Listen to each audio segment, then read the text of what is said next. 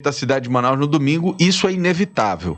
Agora, a população precisa saber também quem serão as pessoas que estarão com esses dois candidatos, digamos assim, nessa missão de comandar a cidade de Manaus, seja ele amazonino ou Davi Almeida. E aí, eu queria falar um pouco, principalmente agora, do Davi Almeida, porque a gente tem, né, ele como o que está despontando na pesquisa no segundo turno, e assim, a equipe do Davi, Bruno, é uma equipe muito nova, né? Então você tem pessoas que trabalharam com ele com base nos 4 meses que ele ficou. Ele fez algumas mudanças importantes, né? Ele tem a Regina, que creio que ele deva convidar para trabalhar com ele ali na Secretaria de Assistência Social, mas tem também outras pessoas não tão políticas, né? Eu acho que será um secretariado um pouco mais técnico, né? Diferente do que a gente consegue ver do governo amazonino. E também eu acho que com o Davi a gente não consegue ver essa dúvida que existe em relação ao amazonino. Se fala muito, né, de que o amazonino não vai governar, né, que quem governará são outras pessoas. Eu não vejo essa dúvida em relação ao Davi da população, né? Não há essa dúvida. E só te interrompendo já, mas é bom a gente lembrar que tem uma matéria no site do Poder que fala justamente disso. Quando ele esteve prefeito lá antes do Arthur, né? Antes do Arthur, acho que em 2012, final de 2012, o Arthur acho que em 2013, assumiu em 2013, salvo engano. O amazonino já não estava governando, né? Então, assim, ele passava muito tempo viajando, passou por cirurgia no coração, uma série de cirurgias. Inclusive, nesse mandato dele interino, que teve o tampão, né, que a gente chama, de 2000, com a saída do José Mel, aí veio o Davi, aí veio ele nas eleições suplementares. O amazonino ficou muito tempo afastado do palácio, ele despachava de casa, e justamente com o Deodato, que é aí o braço direito dele. Para quem não sabe, Francisco Deodato é médico particular do amazonino e chegou a ser secretário na gestão dele. Então, assim, todo mundo já comentava, antes mesmo desse atual governo, que ele já estava despachando de casa, tudo era feito em parceria com o Deodato. Então, assim, já surge, né, essa antes mesmo, se a gente não sabe se ele vai ganhar ou não, mas já surge aí esse questionamento: quem governará? Se ele vai ao palácio, se o vice dele, que é o deputado Wilker Barreto, se é ele que vai assumir as funções. Então já rola, né, todo esse questionamento aí antes mesmo do resultado das urnas. O que é importante a gente dizer é que a previsão orçamentária para esse novo prefeito beira os 6 bilhões de reais, Bruno. É muito dinheiro, é muito recurso público. 6 bilhões de reais que o prefeito que será eleito no domingo terá nas mãos. Então, assim, a sociedade precisa compreender que há uma responsabilidade muito grande, né? Só nesse primeiro ano de mandato. A gente não tem como falar dos outros anos, porque a gente não sabe como vai estar a economia. Mas só para este primeiro ano, que é 2021, os orçamentos já estão, inclusive, tramitando, né, nas casas legislativas. Tanto na Câmara como na Assembleia. Né? Exatamente. Então, a gente já tem exatamente uma certeza de que esse será, isso se não tiver superávit, né? Se a arrecadação não ultrapassar o que foi previsto e, ao longo do ano, essa, digamos, meta, né, orçamentária for superada por uma arrecadação melhor. Muito bem, então é muito dinheiro. E aí a gente precisa, obviamente, fazer alguns paralelos, né? Porque se o amazonino tiver a mesma conduta que ele teve na última prefeitura dele, a gente tem que lembrar de coisas importantes. O Deodato, que é o médico pessoal, é um dos grandes conselheiros do amazonino, digamos assim, essa voz mais para frente do amazonino e que vai ter voz ativa na prefeitura, ele é manchete de jornais em 2016, né? Ele teve aí os seus bens bloqueados pela justiça. O amazonino fala em que ele não foi acusado de corrupção, mas ele tem no seu corpo, né, pessoas que realmente foram envolvidas em corrupção. Então, isso é fato, é notório, ninguém aqui está fazendo campanha para A, para B ou para C, mas esse é o elemento que a gente precisa trazer, porque me parece que isso fica meio escondido, né? As pessoas não falam disso. E a gente, obviamente, eu entendo que esse é o nosso dever também, trazer luz a essas questões. Então, foi uma decisão, inclusive, do juiz Leonei Figliolo, né, que determinou a indisponibilidade de 1.600.000 de Deodato por conta da investigação do caso Prodente. E aí tem também o caso do Wilker Barreto, né, que foi presidente da casa, hoje é deputado estadual. Ele, enquanto presidente da Câmara Municipal, não sei se você lembra, lá em 2016 também foi investigado pela prática de nepotismo, né? Ele contratou o próprio sogro para o cargo de diretor de engenharia da Câmara. Salário, não só um salário de R$16 mil, mas era quem coordenava, digamos assim, os investimentos da Câmara Municipal em obras, enfim, em serviços de engenharia. E, salvo engano, naquela época, a Câmara Municipal fez obras grandes. Não sei se você lembra, ele fez uma ampliação, não sei se foi o estacionamento, ele fez alguma coisa bem vultuosa ali na Câmara Municipal, né? E que deve ter levado um certo dinheiro desse orçamento. É bom a gente lembrar também que existe uma outra questão ligada ao deputado Wilker Barreto, que é um convênio na área da saúde no valor de 13 milhões, que foi assinado pelos pais do Wilker Barreto e que teve essa prestação de contas reprovada. Então, foi uma matéria aqui no site O Poder também, que a gente datou ela, só deixa eu pegar aqui, por favor, em agosto que a gente divulgou, e que foi aí também envolvendo essa questão da área da saúde. Então, não é só essa questão aí do sogro dele, né, que foi empregado. Tem essa outra questão também aí do TCU. Você sabe que ontem algumas pessoas, por conta do comentário que eu fiz ontem, chegaram a me questionar posicionamento e tal. Eu acho que, na verdade, o que a gente tem feito aqui, Bruno, é tentar equilibrar um pouco, né? Você vê, por exemplo, poucas informações sobre o Davi, né? Mas as pessoas não entendem que o Davi não teve a experiência administrativa, né, no executivo principalmente, de longas datas, como o amazonino tem. E os atores do amazonino são atores de décadas, né? Então, assim, tem muita coisa para se falar. O do Davi, a gente não tem. Pois é, né? Então, isso que eu ia falar. Inclusive, é preciso lembrar que o Davi legislou, né, por muito tempo, assim, por 4 anos, ele foi do Legislativo. Então, assim, de fato, efetivamente, pôr a mão na massa, foram 4 meses. Então, a gente precisa lembrar disso também. E aí é importante a gente colocar essa questão muito clara para a sociedade, para que as pessoas entendam, né, que a cobrança no amazonino ela é naturalmente maior. Né? Porque, por exemplo, a gente já falou isso aqui há um tempo atrás, em relação, por exemplo, a esses problemas crônicos de transporte, de infraestrutura e tal, ele foi um candidato que participou comandou várias gestões e que poderia ter feito muito por isso, né? E os problemas eles permanecem. Agora, me parece que o esforço grande é para que as pessoas apaguem o passado, né? E eu acho que não pode, nem o Davi, e ele tem que responder sobre essas questões que ele é acusado, dos 4 meses, enfim, que ele ficou no coisa, só não pode ser fake news, né? A gente só não pode ficar inventando coisa.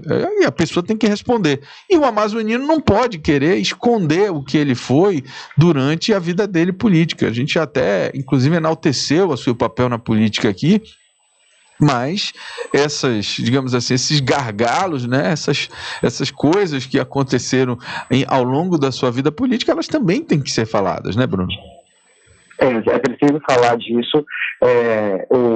O ex-governador fala que não, o ex-governador amazoniano fala que não foi alvo de corrupção, mas já foi alvo de investigação de corrupção ativa e passiva. Tem uma série de outros temas que já foram ligados a eles por conta de improbidade administrativa. Tem questões ligadas a IPTU, que ele pagava um valor, era outro. Enfim, não é tão ilibado assim como se fala. O grande diferencial nisso tudo também, Álvaro, é que quando o amazonino foi governador, e até mesmo quando foi prefeito, a internet era uma coisa que não existia. Exatamente. Então, assim, não só ele, mas como a maioria dos políticos do país... Os órgãos de controle, né? Não tinham esses aparelhamentos e tal, enfim, não tinha aparelhamento, não tinha internet. Então, assim, o nível de informação era muito restrito a uma parcela da população. Então, hoje em dia, não. Hoje em dia a gente tem acesso à internet, a documentos históricos, os órgãos de controle estão, de fato, assim, aparelhados. E, por exemplo, quando eu era criança, eu não lembro de ter tanta operação da Polícia Federal como tem hoje em dia. É verdade. Então, assim, foi feito, é muito diferente, então a gente não pode também comparar. Não dá nem para comparar, né, Bruno? É uma comparação até meio imbecil se a gente quiser fazer, entendeu? Porque ela não existe, não tem como. Então, assim, o de certo é que existe, obviamente, como foi feito o levantamento, que não foi tão ilibado assim, mas a gente sabe do papel histórico que o amazonino tem para o estado do Amazonas e para a capital também, para Manaus. Bruno, agora é óbvio que a gente está nessa corrida final, corrida eleitoral, estão todos de olho nos números e a gente já falou isso aqui, esse esforço de tentar, através da publicidade, minar a confiança do eleitorado em relação a um candidato ou outro, isso é do jogo, né? Isso é do jogo, enfim. A gente aqui também não está para querer fazer papel de santo, né? Isso é parte do jogo. Agora, ontem saíram algumas pesquisas já, né? A gente falou no início da manhã da perspectiva, mas me parece que ao longo da manhã, início da tarde, já tiveram outras pesquisas também, né, Bruno? Teve a pesquisa da Real Big Data, que foi encomendada pela Record TV Manaus e que foi divulgada no final da tarde de ontem. Nessa pesquisa em específico, o Davi Almeida aparece com 61% das intenções de votos contra 39% do candidato amazonino Mendes, ou seja, uma diferença aí de 22%. Eu acho particularmente uma diferença muito grande. Muito grande. Muito, muito grande mesmo. A gente sabe também que o amazonino tem um eleitorado aí bastante forte. Se não tivesse, nós estaríamos no segundo turno, obviamente. E a gente sabe que ele tem ainda um eleitorado muito forte. Eu não sei como é que a população, nesse segundo turno, consegue ver já o amazonino com essas possíveis limitações aí. Eu não sei se isso de certa forma impacta nesse resultado. Eu sei que foi divulgado pela Real Big Data, uma pesquisa encomendada pela Record TV, que o Davi aparece com 61% e o amazonino aparece com 39% das intenções de votos. Com todo respeito, Bruno, a todas as pesquisas, né, eu tomo como base sempre a questão do fato, né? E o fato é que as pesquisas erraram no primeiro turno. E a gente não pode agora dizer que as pesquisas vão acertar. Então, eu estou com os dois pés atrás em relação a qualquer pesquisa que venha a ser apresentada. Eu vou muito mais pelo sentimento que eu consigo alcançar das pessoas na rua e tal, e eu vou dizer para você, eu acho que o sentimento que está crescendo é o sentimento de não votar. Nessa mesma pesquisa. Ontem eu conversando com algumas pessoas, elas estavam dizendo, não vou perder meu tempo não, para mim nenhum dos dois serve, enfim, né? E, enfim, não sei quem isso vai favorecer também, né? Se as pessoas não forem votar. Pois essa pesquisa ainda fala sobre isso. É um número que a gente sempre vem falando desde a pré-campanha, que é essa questão dos votos nulos, brancos e os indecisos, né? Os indecisos que muitas vezes não saem de casa para votar. E aí é um dado interessante. De acordo com a Real Big Data, 16% não votariam em nenhum dos dois candidatos e 9% poderiam votar em ambos e 4% não sabem ou não responderam. Ou seja, é um número aí, né, que a gente precisa pensar de como vai ser. Eu acho que o número de abstenção vai ser maior nesse segundo turno do que no primeiro. porque se a gente levar em consideração que existiam outros candidatos de direita, e a gente agora está com 2 candidatos de centro, apesar de ter candidato de direita apoiando candidato de centro, é importante a gente lembrar que isso não é um fator, um combustível aí para a pessoa poder sair de casa. Na verdade, quem vota na direita e vota na esquerda, vota por uma ideologia e vota Exato. por uma paixão. Então, quando você tem 2 candidatos de centro, essa paixão ela dá uma esfriada. Eu não sei se vai ser... Ela vai mais pro lance da obrigação, do dever, né? Não é obrigação, mas do dever, né? Então, aquele sentimento do dever de votar e tal. Com a criação de aplicativo agora, do e-título, por exemplo, que você pode fazer justificar seu voto de casa, eu não sei também se não é essa obrigação, né, Álvaro? Porque se você justificar... Eu li um comentário, por exemplo, e eu achei interessante, é simples, mas é um comentário que eu achei interessante, e a pessoa dizia o seguinte: rapaz, entre esses dois eu não gosto de nenhum, então eu não vou nem perder meu tempo saindo de casa, prefiro pagar a multa, né, justificar e ficar em casa. Então, e tu lembra disso, Bruno, que a gente falava que esse crescimento de não participar da eleição, se os candidatos não forem interessantes, mesmo sendo obrigatória, estava crescendo no Brasil? E eu acho que isso não é só um sentimento do Amazonas. Eu acho que em vários estados, esse sentimento vai crescer, né, se a política e os políticos, enfim, essas opções políticas não se tornarem interessantes ou adequadas ao que essa sociedade quer. Ela deve crescer e vai começar a ter uma pressão para que o voto não seja mais obrigatório no Brasil. Esse é o sentimento que eu tenho se os políticos, a classe política, não conseguir um jeito, né, de agradar, digamos assim, esse eleitorado que está muito decepcionado com a classe.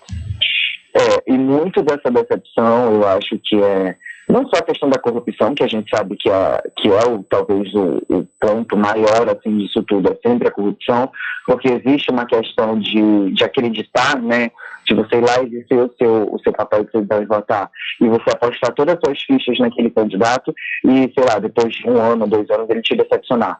Mas tem uma questão também acho que de tempo, né?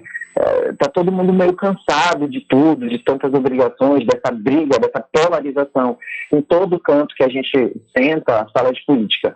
Existe um ditado que diz assim: política, futebol e religião a gente não discute. Né? Eu acho que esse ditado foi levado a sério por muito tempo, o que fez com que as pessoas, quando tentassem discutir política, se tornassem chatas. Então, assim, se a gente desde sempre tivesse sido educado que política a gente tem que discutir, sim, porque é ela que conduz ao nosso destino de determinada forma, porque é a nossa cidade, é o nosso país, é o nosso estado, as coisas poderiam ser de uma outra forma hoje em dia. Então, assim, quando se fala de política, todo mundo fica de saco cheio, e isso vai gerando dentro da pessoa uma insatisfação a ponto de ter repulsa e não ter nem vontade de votar. Bom, vamos ver quem será beneficiado com essa abstenção, que eu acredito que será maior, inclusive, do que do primeiro turno. Porém, nós temos aí hoje ainda, Bruno, uma última chance, ou uma última atacada, um último tiro de misericórdia, como queira, o sprint final, né, para quem gosta de corrida, que é o debate na Globo hoje. A gente sabe que o debate da Globo normalmente é aquele debate mais amarrado, né, Bruno? O tempo ele é mais amarrado, as regras elas são mais amarradas, não tem muito espaço para os candidatos falarem. Não sei se houve uma mudança aí no formato, mas se mantiver a cultura da Globo de não deixar muito aberto, eu acho difícil que tanto o Davi quanto o Amazonino consigam usar esse momento para fazer algum tipo de avanço ou diminuir, digamos assim, a força dos candidatos ou aumentar a sua própria força. Isso por conta exatamente dessa impossibilidade, né, de avançar usando o debate. Mas eu acho, Bruno, que hoje Amazonino deve ir. Para ele é uma questão de vida, né? De morte. Ele já, se essas pesquisas estiverem certas, o Davi hoje ele já é o prefeito. A gente não pode afirmar, mas vou repetir, se as pesquisas estiverem certas, o Davi hoje já é o prefeito, porque é uma distância muito grande para você tirar em 2 dias, né? Você está falando de 20 pontos, então realmente é algo que se a pesquisa estiver certa. E acho que, inclusive, que alguns pesquisadores ontem já falavam disso, né? Que o Davi já era o prefeito, né? Eu prefiro aguardar por não confiar no resultado dessas pesquisas. Eu prefiro que a gente espere o resultado da urna para cravar esse negócio. Inclusive, quero dizer que amanhã estaremos aqui ao vivo, aliás, no domingo estaremos aqui ao vivo comentando e falando disso aí, né, Bruno? É isso mesmo, assim como foi no primeiro turno. Eu sou da sua filosofia, Álvaro. Eu fiquei bastante surpreso com o resultado das pesquisas. Eu já havia ficado nas eleições passadas, né, nas eleições para governador, com o resultado, e me surpreendeu muito agora o resultado do primeiro turno, e aí o que faz a gente ter aí uma ressalva com esses números do segundo turno. A gente basicamente já lida com esse sentimento, como você falou, das ruas, a gente já mais ou menos imagina como é que as coisas vão ser, mas assim, são números impressionantes. Eu de fato acho também que as abstenções vão ser altas, mas eu acho precipitado a gente dizer que candidato A ou candidato B já é o prefeito da cidade de Manaus. Eu acho que ainda existe aí uma decisão, por mais que a gente tenha algum tipo de sentimento aí das ruas, mas eu acho que é muito precipitado afirmar com todas as letras que um ou outro vai ser o prefeito de Manaus. Porém, vamos aguardar para ver. No domingo a gente vai passar o dia atualizando todos os nossos ouvintes. A partir das 7 horas da manhã, então a gente já quer convidar você através da página do site Imediato, da página do site O Poder e também simultaneamente na Rádio Cidade 99,3 FM. Você ouve pelos aplicativos de rádio, ouve também no seu carro. Última fofoca, ministro Dias Toffoli surgiu com hematomas no rosto. Só uma fofoca aqui para a gente encerrar nosso papo. O que aconteceu, Bruno, com o nosso ministro? Na verdade, o ministro Dias Toffoli, ele teve um acidente em casa, né, em agosto desse ano, com uma grande cicatriz na testa. Ele sofreu um acidente na casa dele em Marília, no interior de São Paulo, e ontem ele apareceu na sessão com outras cicatrizes, na quarta, ele apareceu com outras cicatrizes, que, de acordo com ele, é um tratamento dermatológico para reduzir a cicatriz e outros pontos. Então, assim, tem as outras marcas que aparecem sem ser a grande, né, na testa. Foi um tratamento dermatológico pelo qual ele passou, acredito eu, que pode ter sido um microagulhamento para tentar diminuir a cicatriz que ficou por conta desse acidente que ele teve em casa. E é uma cicatriz muito grande, assim, na testa. Então... Bruno também é cultura dermatológica, tá vendo? Já sabe até porque eu gosto de procedimento dermatológico, eu já sou adepto. Tá, então certo. Eu acho que, de repente, ele deve ter feito algum microagulhamento, alguma coisa para tentar aí diminuir essa cicatriz da testa. Bruno Mazzieri, muito obrigado. São 7h57. A gente faz um breve intervalo comercial e volta já já. Seu dia começa aqui.